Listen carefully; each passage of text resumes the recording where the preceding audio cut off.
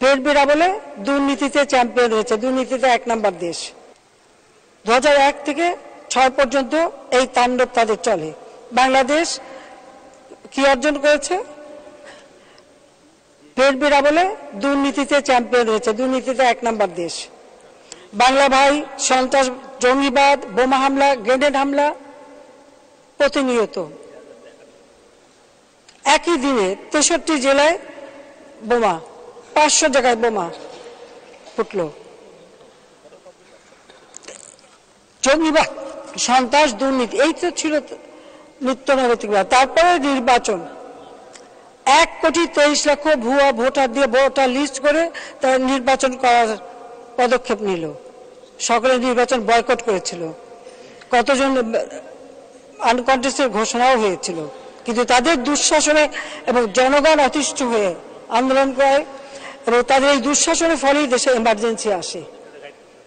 2007 সালে সেই এমার্জেন্সি সরকার, যদিও সে সরকার খালেদা জিয়ারই প্রিয় ব্যক্তিত্ব ছিল, যেমন নিয়াজউদ্দিন সাহেব তার রাষ্ট্রপতি ফখরুদ্দিন সাহেবকে নিয়ে এসে বাংলাদেশ ব্যাংকের গভর্নর করেছিল, সেখান থেকে প্রধান উপদেষ্টা, সেনাবাহিনীতে 9 জন সেনা অফিসার ডিঙিয়ে মঈনুদ্দিনকে বানানো হয়েছিল সেনাপ্রধান। তো তাদেরই সরকার আসলো, অথচ ইলেকশন দেবে, তারাও আস্তে আস্তে ক্ষমতায় বসারই একটা চেষ্টা করতো। আমি তার প্রতিবাদ করেছিলাম, সাথে সাথে আমি গ্রেপ্তারও হয়েছিলাম। আমি গ্রেপ্তার হয়েছিলাম যদিও আমি যখন বিদেশে ছিলাম, আমার ছেলের বউ অপারেশন হয়েছিল, ছোট বাচ্চা, আমি তাকে দেখতে গিয়েছিলাম, তার সেবা করতে গিয়েছিলাম। সেই সময় মেয়ে অন্তঃসত্ত্বা ছিল, তাকে দেখতে গিয়েছিলাম। আমাকে আসতে দেবে না দেশে, আমার বিরুদ্ধে মার্ডার কেস দিয়েছে।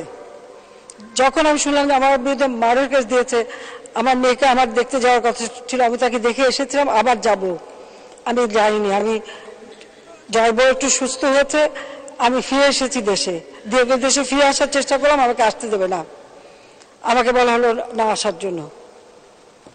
তারপরে তো আমি জোর করে ফিরে এসেছি, আমাকে ভয় দেওয়া হয়েছিল যে আমাকে মেরে ফেলে দেবে।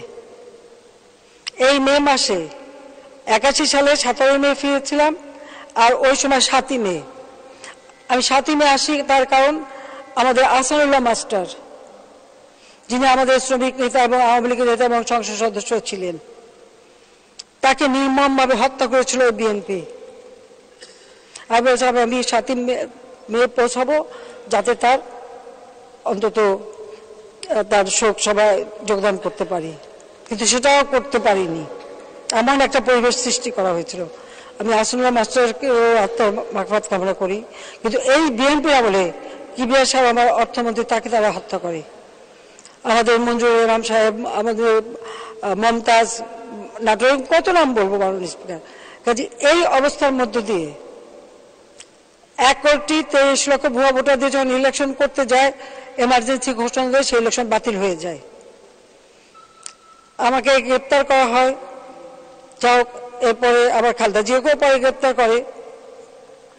মাননীয় স্পিকার, কখনো থেমে থাকেনি।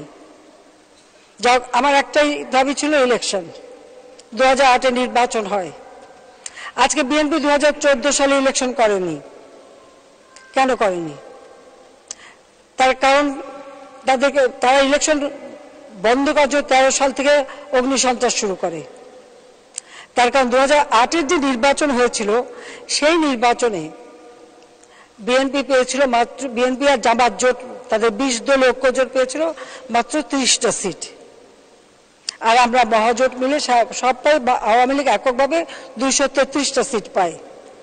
ওই নির্বাচন নিয়ে তো কেউ প্রশ্ন তুলতে পারেনি। ওই নির্বাচন অবাধ, নিরপেক্ষ, সুষ্ঠু নির্বাচন হয়েছে, সেটা হলো বাস্তবতা। তাহলে বিএনপি কেন মাত্র 30টা সিট পেল?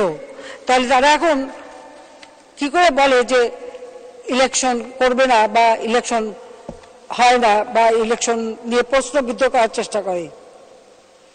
তারা তো করেনি, এই জন্য তারা জানে যে ইলেকশন করলে জনগণ তাদের ভোট দেবে না। কারণ ওই 2001 থেকে 2006-এর ক্ষত মানুষের মন থেকে মুছে যায়নি, বা জিয়াউর রহমান সে অপকর্ম মুছে যায়নি। কাজে সেই ইলেকশন ঠেকাতে যে অগ্নিসন্ত্রাস করে মানুষ মারা, পুলিশ হত্যা করা, আবার এবার 2023 আপনারা দেখেছেন যে চিফ জাস্টিসের বাড়িও রেহাই পাটা, সাংবাদিকরাও রেহাই পায়নি। তবে চিফ জাস্টিসের বাড়ি না, চিফ জাস্টিসের চেম্বারের দরজায় লাথি মারাও বিএনপির অভ্যাস আছে, সেটাও তারা করেছিল। সাংবাদিকদের খালি পিটানো না, প্রেস ক্লাবে ঢুকে সাংবাদিকদেরকেও পিটিয়েছে, সে রেকর্ডও আছে। মানে অপকর্মের কোনো কিছু বাদ নেই। তো তার জন্য এখন নানা প্রশ্ন ওঠে। তো আমার সেই প্রশ্ন করতে হয় যে নিজেদের আয়নার চেহারাটা দেখা উচিত। Thanks for watching this video. If you subscribe to my channels, like this video, comment and share what you think about it.